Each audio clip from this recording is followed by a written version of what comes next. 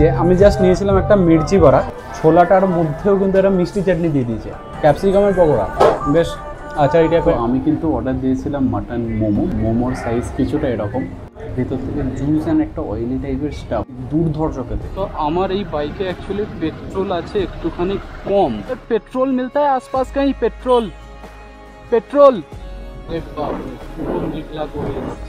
পিছনে যেটা দেখা যাচ্ছে ওটা হচ্ছে ধলাধার রেঞ্জ, আর এই নাদদিতে এখন টেম্পারেচার দেখাচ্ছে অলমোস্ট 17। তো এখানে কিন্তু পাহাড় ভেঙে বৃষ্টি নেমেছে, মানে বলে না মেঘ ফাটা বৃষ্টি, সেরকম মেঘ ফাটা বৃষ্টি। গুড মর্নিং, নমস্কার সবাইকে।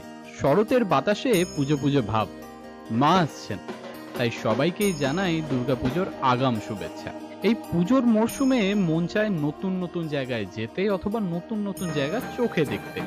তাহলে চলুন আজকে আপনাদের ঘুরিয়ে আনি হিমাচল প্রদেশ থেকে।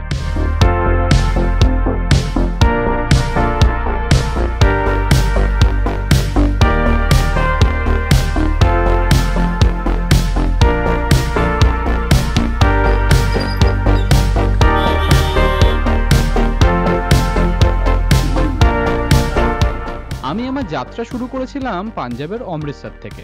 যারা গোল্ডেন টেম্পল বা ওয়াঘা বর্ডার দেখতে উৎসাহী তাদের জন্য সেই ভিডিওর লিঙ্কটাও কিন্তু আমি ডেসক্রিপশন বক্সে দিয়ে রাখলাম। তাহলে চলুন এবারে আমাদের যাত্রা এবং ঘোরাঘুরি শুরু করা যাক। তবে ঘুরতে যাওয়ার আগে যারা চান নিজেদের মুখকে গ্লোয়িং করে তুলতে, যাতে আপনাদের ছবি এরম না এসে এরম আসে, তাহলে আগামী 2 মিনিট কিন্তু মন দিয়ে শুনতে হবে। মামাআর্থ নিয়ে এসেছে উপটান ফেসিয়াল কিট, যার সব প্রোডাক্টসে আছে টার্মারিক এবং স্যাফরন। এই কিটে আছে টোটাল 6টা product: cleansing milk, ubtan face scrub, soothing gel, massage cream, ubtan face mask এবং ubtan radiance and glow cream. Mamaearth claim করেছে যে এই কিটটা নাকি যে কোনো ফেসে যে কোনো স্কিনে নাকি গ্লো আনতে পারে, আর সেই জন্য আমি নিজের ওয়ার্স্ট অবতারে হাজির হয়েছি। যদি এই স্কিনে গ্লো আসে তাহলে কিন্তু আমি মেনে নেবো। হ্যাঁ, প্রথমেই ক্লিনজিং মিল্কটা একটা কটন প্যাডে নিয়ে সেটা দিয়ে ফেসটাকে ভালো করে ক্লিন করে নিতে হবে। ক্লিন হয়ে যাবার পর ভালো করে জল দিয়ে মুখটাকে ধুয়ে নিতে হবে। এরপর পালা হলো ফেস স্ক্রাবটার। ফেস স্ক্রাবটা বেসিক্যালি আমাদের যে ডেড স্কিন সেলসগুলো আছে সেগুলোকে রিমুভ করে। মোটামুটি 3 মিনিট স্ক্রাবিংটা করার পর ফেসটাকে আরেকবার ওয়াশ করে নিতে হবে এবং নেক্সট স্টেপ হলো স্কিন হাইড্রেশনের। আর তার জন্য সুদিং জেলটা দিয়ে ফেসটাকে ভালো করে ম্যাসাজ করতে হবে যতক্ষণ না জেলটা মুখে অ্যাবজর্ব হয়ে যাচ্ছে। এরপর পালা মাসাজ ক্রিমটার। মোটামুটি 5 মিনিট ভালো করে মুখের মধ্যে মাসাজ করার পরে ভিজে একটা কাপড় দিয়ে ফেসটাকে ওয়াশ করে নিতে হবে। এই মাসাজটা করার ফলে আমাদের মুখের মধ্যে এবং যে যে জায়গায় আমরা অ্যাপ্লাই করব সেখানে কিন্তু ব্লাড সার্কুলেশনটা ইমপ্রুভ হয়ে যাবে। এরপরের পালা কিন্তু ভূত সাজার, ফেস মাস্কটা লাগানো। ফেস মাস্কটা মোটামুটি 15 মিনিট রাখার পর সেটাকে তুলে নিতে হবে এবং তারপর উপটান রেডিয়েন্স অ্যান্ড গ্লো ক্রিমটা দিয়ে ফেসটাকে ভালো করে মাসাজ করতে হবে আরেকবার। এটার ফলে আমাদের স্কিনে যে ময়েশ্চারটা আছে সেটা কিন্তু লক হয়ে যাবে এবং স্কিনটাকে লাগবে আরো ব্রাইটার, স্মুথার এবং রিজুভেনেটিং। মামাআর্থ কিন্তু যথেষ্ট ভালো কাজ করেছে, তারপর মাত্র 8 ঘন্টার মধ্যে আমার স্কিনটা এতটা বেটার হবে আমি সত্যি এক্সপেক্ট করিনি। আর তাছাড়া আমি যখন ইউজ করলাম প্রোডাক্টগুলো, আমার একটা জিনিস ফিল হলো, সেটা হলো এদের যে ক্লেমটা যে এরা কেমিক্যাল ফ্রি এবং প্যারাবেন ফ্রি, সেটা কিন্তু একেবারে সত্যি। তো এই উপটান ফেসিয়াল কিটটার লিঙ্ক কিন্তু আমি ডেসক্রিপশন বক্সে দিয়ে রাখছি। মামাআর্থের সমস্ত প্রোডাক্ট কিন্তু ফ্লিপকার্ট, নাইকা, অ্যামাজন সব জায়গায় পাওয়া যায়।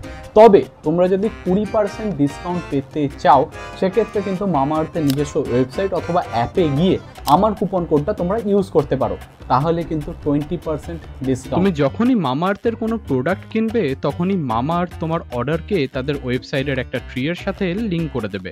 By 2025 Mamaearth is planning to plant 1 million trees. আর যারা জানো না যে মামাআর্থের অ্যাপও আছে, তাদের জন্য ডেসক্রিপশন বক্সে কিন্তু আমি অ্যান্ড্রয়েড এবং iOS এই দুটো প্ল্যাটফর্মেরই অ্যাপের লিঙ্কটাও দিয়ে রাখলাম। নাও ব্যাক টু দ্য ভিডিও। এখন বাজে সকাল 7:30 এবং অলরেডি কিন্তু আমি বেরিয়ে পড়েছি আমার পরবর্তী গন্তব্য হিমাচল প্রদেশের ধর্মশালা।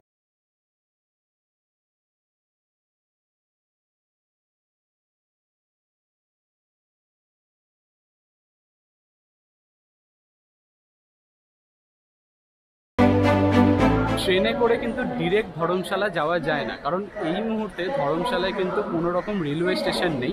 ধর্মশালার সবার থেকে নিকটবর্তী যে রেলওয়ে স্টেশনটা আছে সেটা হলো পাঠানকোট। সেই জন্য আমি অমৃতসর জাংশন থেকে এই মুহূর্তে ট্রেন ধরবো পাঠানকোটে। ট্রেনে করে অমৃতসর থেকে পাঠানকোট অবধি সময় লাগে 2.5 ঘন্টা। আমি কিন্তু চেপে বসেছি একটা স্লিপার ক্লাস রিজার্ভেশনে। এটার আমি টিকিট কেটেছিলাম মোটামুটি 10-12 দিন আগে, আর ভাড়া লেগেছে হচ্ছে 200 টাকা। কিন্তু বাইরের যে ভিউটা এই ট্রেন থেকে পাওয়া যাচ্ছে সেটার দাম কোটি টাকার থেকেও বেশি।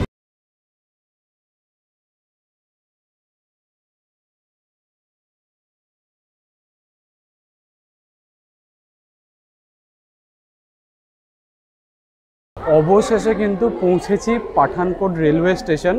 মানে আমি যে ট্রেনটায় উঠেছিলাম ওটা লিটারালি একটা লেজেন্ডারি ট্রেন ভাই। আচ্ছা, লেজেন্ডারি বলার কিন্তু কিছু কারণ আছে। তার কারণ আমার এই ট্রেনটা পাঠানকোট জাংশনে ঢোকানোর কথা ছিল 10টা 20, এখন বাজে হচ্ছে 12টা 20। আমি আমার মানে জীবদ্দশায় কোনোদিনও 2 ঘন্টা ট্রেন লেট।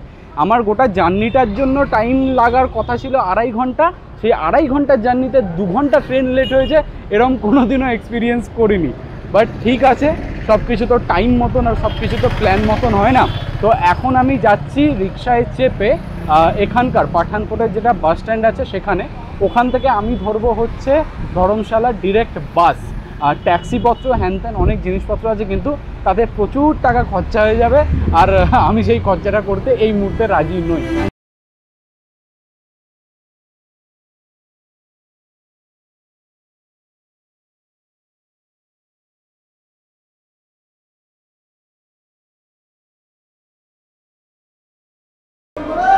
এইটা হলো এখানকার মানে পাঠানকোটের বাস স্টেশন।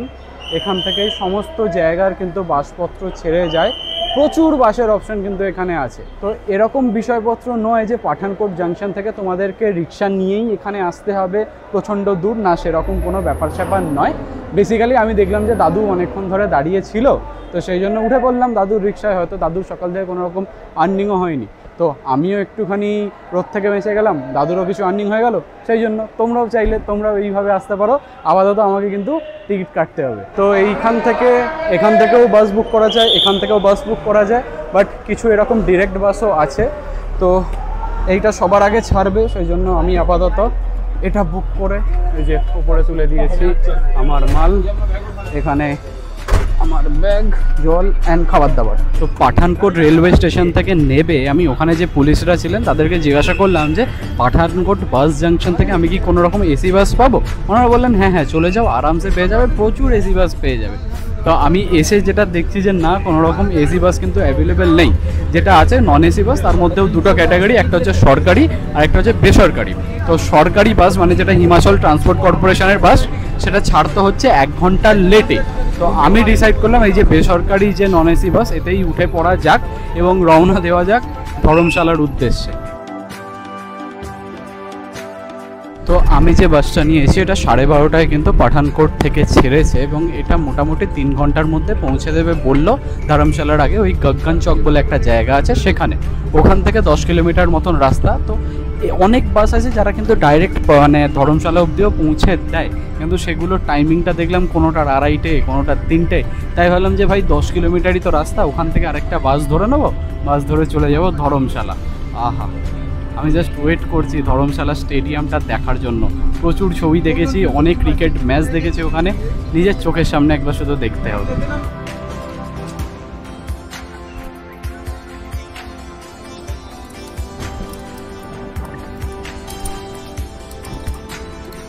তো ভাই বাস ছেড়েছিল দুপুরবেলা 12:30 নাগাদ, এখন বাজে অলমোস্ট 3:30।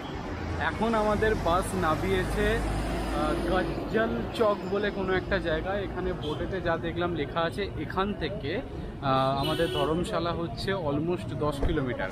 আর আমি সকাল থেকে মোটামুটি একটা বারবান বিস্কুট আর 1 বোতল জলের উপর টিকে আছি। তো খুব খিদে পেয়েছে, আপাতত কিছু খেয়ে তারপর আবার ধর্মশালার দিকে এগোনো যাবে।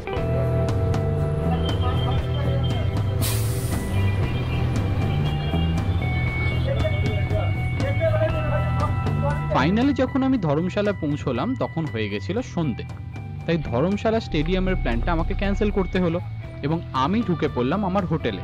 তবে আপনারা নিরাশ হবেন না, কারণ আগামী দিন আমি কিন্তু গেছিলাম ধর্মশালা স্টেডিয়ামটা ঘুরে দেখার জন্য। তো এখন বাজে হলো রাত 8টা। আমার কিন্তু আগেই বললাম যে প্ল্যান ছিল প্রথমে সবার আগে ধর্মশালা ক্রিকেট স্টেডিয়াম যাওয়ার, কিন্তু অন্ধকার হয়ে গেছিলো, সেই জন্য আমি ডিসাইড করলাম আমি আমার হোটেলে চলে আসি। ধর্মশালাটা একটা জায়গা হলেও এই যে গোটা এরিয়াটা, এটা কিন্তু কাংড়া ডিস্ট্রিক্টের আন্ডারে পড়ে। আর কাংড়া ডিস্ট্রিক্টের মোস্ট হ্যাপেনিং জায়গা যদি কিছু হয় সেটা হচ্ছে ম্যাকলোয়েডগঞ্জ, এবং ওখানেই কিন্তু আমি এই মুহূর্তে আছি। এই হচ্ছে ম্যাকলোয়েডগঞ্জের রাস্তা। আপাততর জন্য আপনাদেরকে জানিয়ে রাখি, ম্যাকলোয়েডগঞ্জকে কিন্তু মিনি লাহাসাও বলা হয়। মিনি লাহাসা বলা হয় তার কারণ এখানে তিব্বেটিয়ান ইনফ্লুয়েন্স কিন্তু প্রচণ্ড বেশি পরিমাণে বিদ্যমান। আর রাস্তাটা না একটু বেশি সরু, যার কারণে পেছন থেকে যখন গাড়ি আসে তখন আপনাকে সাইড দিয়ে দাঁড়িয়ে যেতে হয়। তো যেহেতু মোস্ট হ্যাপেনিং জায়গা, এখানে প্রচুর ক্যাফে, দেন ঘোরার মেন যে অ্যাট্রাকশনসগুলো সেগুলো কিন্তু ম্যাকলোয়েডগঞ্জে আছে, সেই জন্যই আমি ডিসাইড করলাম যে আমি ম্যাকলোয়েডগঞ্জেই হোটেল নেব। আমাকে বোধহয় অন্ধকার দেখাচ্ছে, দাঁড়ান আলোয় গিয়ে বাকিরা বলছি। যেমন ভাবা তেমন কাজ। তো আমি ম্যাকলোয়েডগঞ্জেই আগে থেকে হোটেল বুক করে রেখেছিলাম। তো আমি বেসিক্যালি গিয়ে হোটেলে চেক ইন করে একটু ঘুমিয়ে গেছিলাম। কখন যে টাইম কেটে গেছে আমি বুঝতেও পারিনি।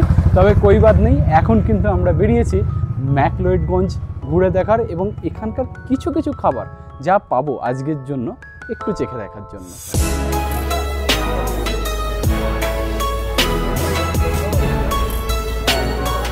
তো আমাদের দার্জিলিংয়ে যেমন ম্যাল রোড বা মল রোড আছে, এইটা হচ্ছে বেসিক্যালি ম্যাকলোয়েডগঞ্জের মল রোড।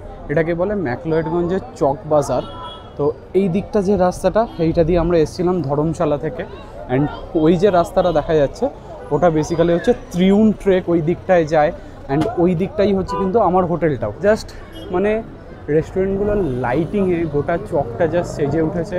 এখানে প্রচুর মানুষ, অটো, হ্যান ত্যান, মানে জমজমাট একটা ব্যাপার। তো এখানে কিন্তু এরকম অনেক ছোট ছোট দোকান, অনেক স্ট্রিট ফুড, অনেক অপশানস আছে। এবং এখানে এমন কিছু কিছু জিনিস পাওয়া যায় না যেগুলো আমাদের ওখানে অতটা কমন নয়, বাট নর্থ ইন্ডিয়াতে প্রচণ্ড কমন। যেমন এই যে আমি জাস্ট নিয়েছিলাম একটা মির্চি বড়া, তাতে কিন্তু ছোলে দিয়ে চাটনি দিয়ে বেশ মিক্স করে দিল। এটা আমাদের ওখানে কিন্তু এই ছোলার ব্যাপারটা, কাবলি ছোলার, অতটা কিন্তু পপুলার নয়।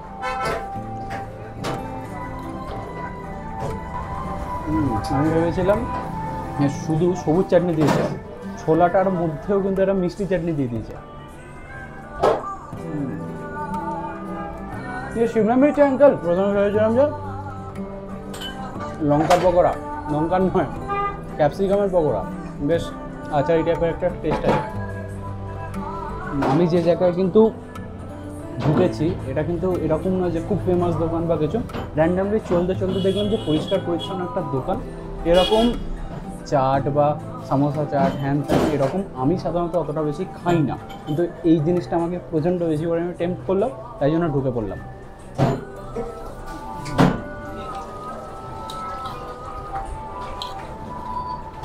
ঘোড়াটা একসাথে মুখে পড়ে দিয়েছিলাম তো হেঁচকে উঠে গেছে ভাই।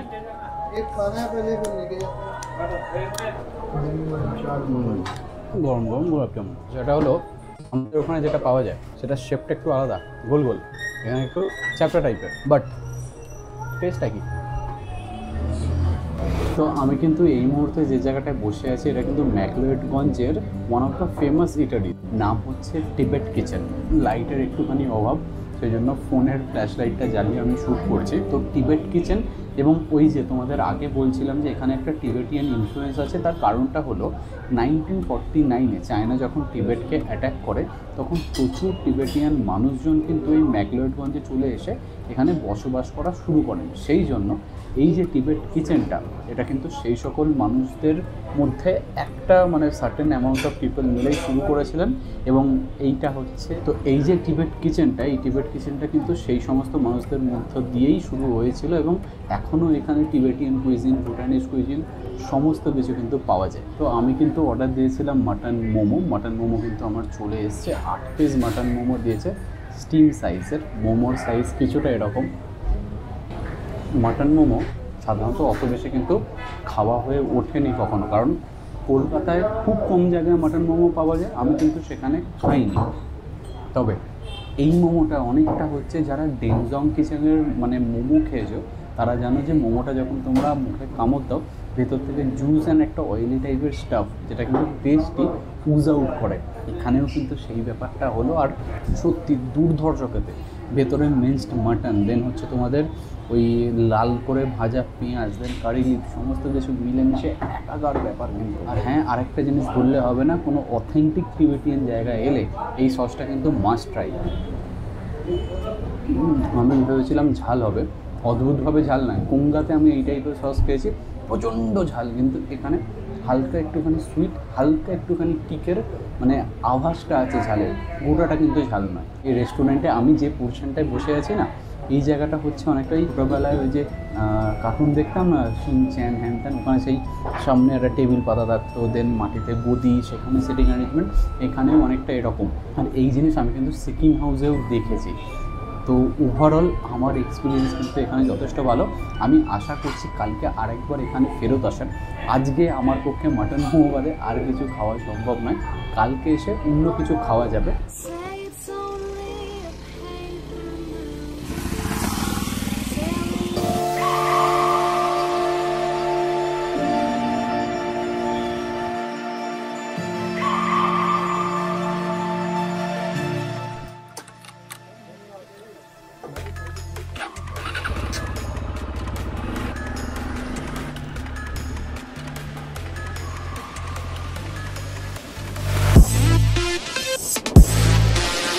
তো আমরা কিন্তু আমাদের প্রথম স্টপ এবং প্রথম দর্শনীয় স্থানে এসে গেছি। আমরা এখন যে জায়গাটায় দাঁড়িয়ে আছি এটা হচ্ছে বেসিক্যালি একটা চার্চ। অফিসিয়াল নেম হচ্ছে Saint John's church in the wilderness. Wilderness তার কারণটা আমি দেখাচ্ছি। তো এই হলো পাইনের জঙ্গল, আর সেই পাইনের জঙ্গলের মধ্যে দাঁড়িয়ে আছে এই চার্চটা। আমি এতদিন যত চার্চ দেখেছি তার থেকে কিন্তু বেশ কিছুটা আলাদা। তো এটা 1852-তে বিল্ড হয়েছিল এবং বলা হয় এর যে জানলাগুলো, মানে এই চার্চের যে জানলাগুলো, সেগুলো নাকি বাইরে থেকে এসেছিল। তো এই চার্চের মধ্যে দিয়ে হেঁটে জাস্ট 2 মিনিট গেলেই কিন্তু একটা ইন্টারেস্টিং জায়গা আছে। অনেকে জানে না জায়গাটার ব্যাপারে, অথবা অনেকে যেতে চায় না, কিন্তু আমি যাব। একটুখানি মানে ক্রিপি বলা যায়, বা একটুখানি ভয়ের রাস্তা, কেউ খুব একটা যায় না, সেই জন্য জঙ্গল টাইপের হয়ে আছে। কিন্তু এইটা হচ্ছে সেই জায়গা, এটা হচ্ছে বেসিক্যালি গ্রেভইয়ার্ড। চার্চের থেকে খুব একটা বেশি নয়, 1 মিনিট হাঁটা পথ, মানে চার্চের মধ্যেই এটা। এখানে সাধারণত মানুষজন আসতে চায় না, কারণ ভয়।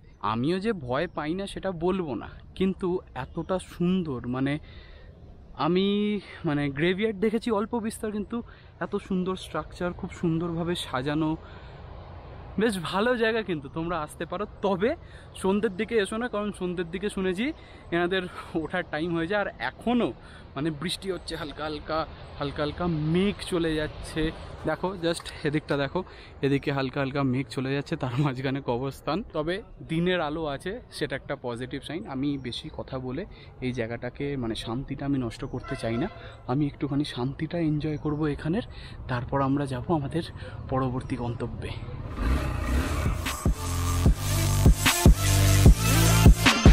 ওয়েদারটা জাস্ট দেখো ভাই, ওদিকে কিচ্ছু দেখা যাচ্ছে না, পুরো ধোঁয়াশা, পুরো কুয়াশা, পুরো মেঘ, আর মেঘের মাঝখান দিয়ে বাইক চালাচ্ছি ভাই, আস্তে আস্তে অন্ধকার হচ্ছে। ও আমি ভেবেছিলাম যে আমি কালকে যখন এসেছিলাম তখন টেম্পারেচার মোটামুটি ঠিকঠাক ছিল, আমি বললাম হিল স্টেশনে এসেছি, একটু টেম্পারেচার কমবে না। আর আজকে দেখো পুরো অন্ধকার মেঘে, ওদিক দিয়ে মেঘ ফেঘ বয়ে যাচ্ছে, দেবদারু গাছ, পাইন গাছ।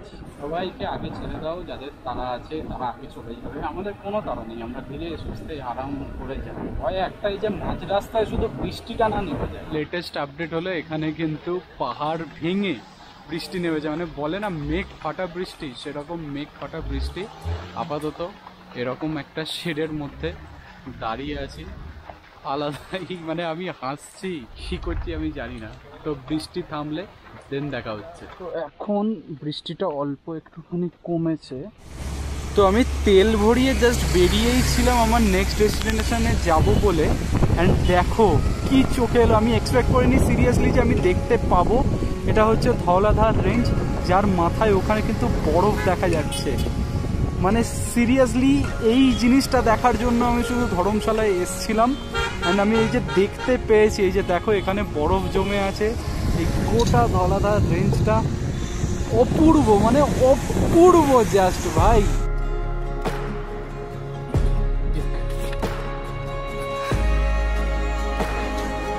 আমি এই মুহূর্তে দাঁড়িয়ে আছি ধর্মশালা ক্রিকেট স্টেডিয়ামে, যেটা এই মুহূর্তে ওয়ার্ল্ডের সবার থেকে হায়েস্ট ক্রিকেট স্টেডিয়াম অ্যান্ড আমার মতে সবার থেকে সুন্দর ক্রিকেট স্টেডিয়ামও বটে। তো ওই যে পিছনে যেটা দেখা যাচ্ছে ওটা হচ্ছে ধওলাধার রেঞ্জ, বরফে ঢাকা, অ্যান্ড ক্রিকেট মাঠটা সবুজে ভরা। তো ধর্মশালা ক্রিকেট স্টেডিয়াম থেকে বেরিয়ে আমি যাচ্ছিলাম ম্যাকলোয়েডগঞ্জ। ম্যাকলোয়েডগঞ্জ হচ্ছে বেসিক্যালি একটু উঁচুতে, ধর্মশালা তার নিচে। তো যাওয়ার পথে আমার চোখে পড়লো এই ছোট্ট কিউট লিটল একটা খাওয়ার জায়গা বা ক্যাফে। তো এখানে আমি এসেছি খাওয়ার জন্য না, মানে খাবো তো বটে, কিন্তু এখানে সবার থেকে বেশি যেটা এক্সাইটিং সেটা হচ্ছে এটার ভিউটা। ওইদিকে গোটা শহর, গোটা ধর্মশালা শহরটা দেখা যাচ্ছে। আমার এই দিকে কিন্তু ধওলাধার রেঞ্জ, তার সাথে এদিকে গরমা গরম আলুর পরোটা, অমলেট, আচার, একাকার বিষয়। তো এই হচ্ছে আলুর পরোটা। আলুর পরোটার সাইজ কিন্তু যথেষ্ট ভালো। আমি অলরেডি খাওয়া শুরু করে দিয়েছিলাম, সেই জন্য একটু ছেতরে আছে। আর ভেতরটা যদি দেখাই, এখানে কিন্তু আলুর পুর আছে, এদিকে লঙ্কা আছে, সমস্ত কিছু ভরে ভরে। এই যে দূরে যেটা দেখা যাচ্ছে এটা হচ্ছে সেই ধওলাধার রেঞ্জ, এখানের ভিউটাও কিন্তু ভরে ভরে। তো আমরা কিন্তু চলে এসেছি আমাদের পরবর্তী ডেস্টিনেশনে। এই জায়গাটার নাম হচ্ছে নাদ্দি, এবং আমি যে জায়গাটায় স্পেসিফিকলি দাঁড়িয়ে আছি সেটা হচ্ছে নাদ্দি ভিউ পয়েন্ট। আর আমি যখন আলুর পরোটা খাচ্ছিলাম, যে লোকেশনটায় ছিলাম সেখানে টেম্পারেচার দেখাচ্ছিল 22, আর এই নাদ্দিতে এখন টেম্পারেচার দেখাচ্ছে অলমোস্ট 17। বেশ ভালো মতন ঠান্ডা লাগছে, ইভেন তাপ কপাটিও লেগে যাচ্ছে। আর এখন বলে রাখি যে অনেকের মনে হয়তো এই প্রশ্নটা এসে গেছে যে দাদা তুমি রয়্যাল এনফিল্ড, বুলেট এই সমস্ত ভাড়া না করে কেন এক্সপালস ভাড়া করতে গেলে। তাদের উদ্দেশ্যে বলে রাখি, আমি রেগুলার বেসিসে কিন্তু পাহাড়ে বাইক চালাই না, আর নাই আমি বুলেট বা রয়্যাল এনফিল্ডের মতন ভারী আর 350, 400, 450 সিসির বাইক চালাই। আমি যে বাইকটা চালাই সেটা হচ্ছে 160 সিসির।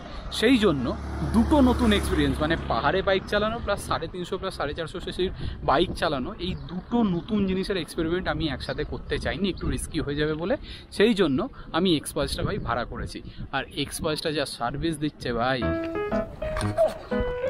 ओह रुको ऐसे ही डाल देता हूँ। सीधे डालो प्याज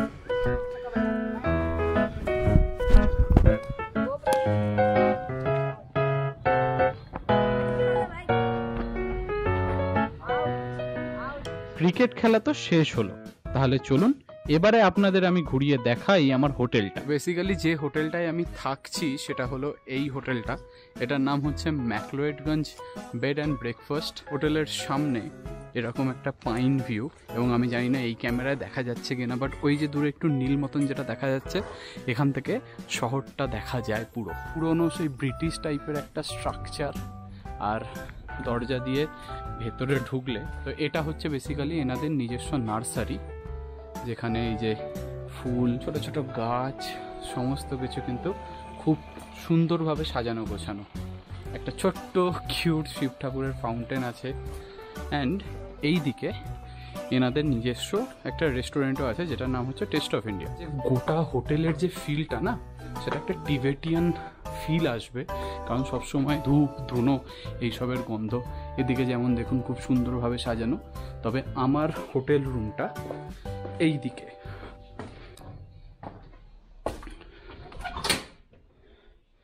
অ্যান্ড সেটা দিয়ে ভেতরে ঢুকলে এই হচ্ছে আমাদের রুমের কোনায় এদিকে একটা ছোট্ট গাছ, এদিকে একটা বৌদ্ধ ছবি, বেশ বড় আর স্পেশিয়াস বাথরুম। এখানে অ্যামিনিটিস দিয়েছিল যেটা আমি মানে শেষ করে ফেলেছি। এদিকে টয়লেট অ্যান্ড ওদিকে বাম শাওয়ার আছে। বেডটা দুজনের বেড, আরামসে দুজন শুতে পারে, আমি তো একাই ছিলাম। এই দিকে হচ্ছে একটা বড় টিভি, এদিকে আসবাব রাখার জায়গা, এখানে আচার পড়ে আছে কারণ একটু আগে আমি আলুর পরোটা খাচ্ছিলাম। এদিকে একটা আলমারি, এখানে বসে কাজ করার জায়গা। সবার থেকে ভালো বিষয় এবং সবার থেকে ইম্পর্টেন্ট বিষয় যেটা, সেটা হচ্ছে এই ভিউটা, পাইন মনের ভিউ, অসাধারণ ব্যাপার।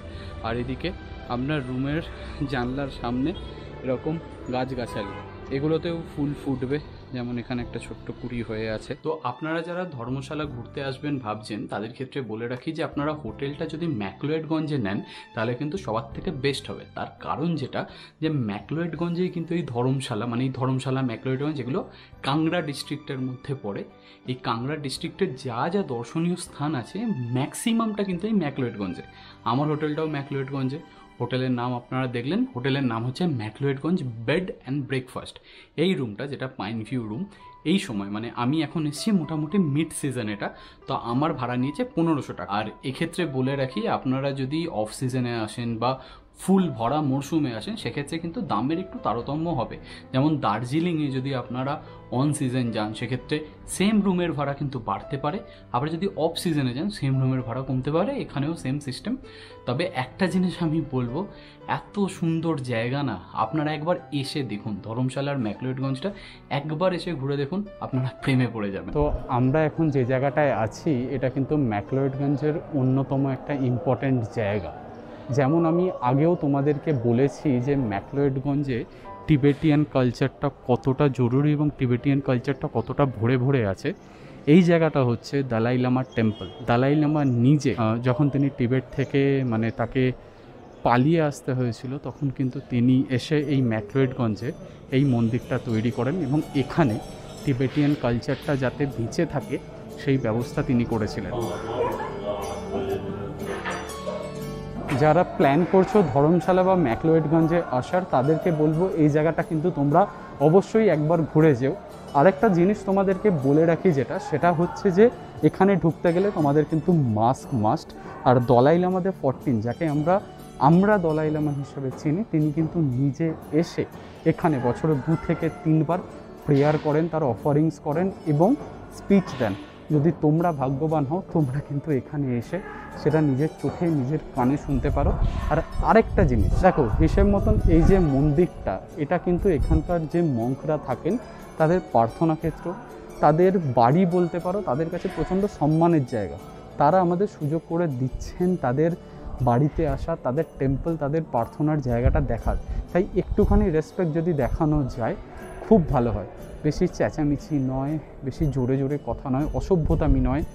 আমি আগে অবধি জামাটার বোতামটা খোলা রেখেছিলাম, আমার মনে হলো আমার বন্ধ করে দেওয়া উচিত, তো আমি বন্ধ করে ভিডিও বানাচ্ছি। তোমরাও চেষ্টা করো এখানকার যে শান্তিটা, এখানকার যে অ্যাম্বিয়েন্সটা সেটা যেন ইনট্যাক্ট থাকে সেটা দেখা। যারাই কোনো না কোনো দিন কোনো টিবেটিয়ান টেম্পলে গেছে এই চক্রটা কিন্তু তাদের চোখে পড়েছে বা এই হুইলগুলো কিন্তু তাদের চোখে পড়েছে। এখানে লেখা আছে যে এই হুইলটার নাম হচ্ছে মানি প্রেয়ার হুইল। অ্যান্ড এই লেখাটার মতে এই হুইলটার মধ্যে কিন্তু ওম মানি পদ্মে হুম এই মন্ত্রটার মানে স্থাপিত করা আছে।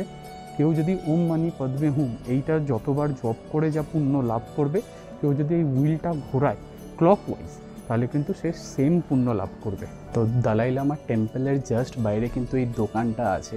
আমি পার্সোনালি মানে টিবেটিয়ান যে ফ্রেগরেন্সের প্রচণ্ড বড় মানে ফ্যান বলতে পারো, বা আমার খুব ভালো লাগে।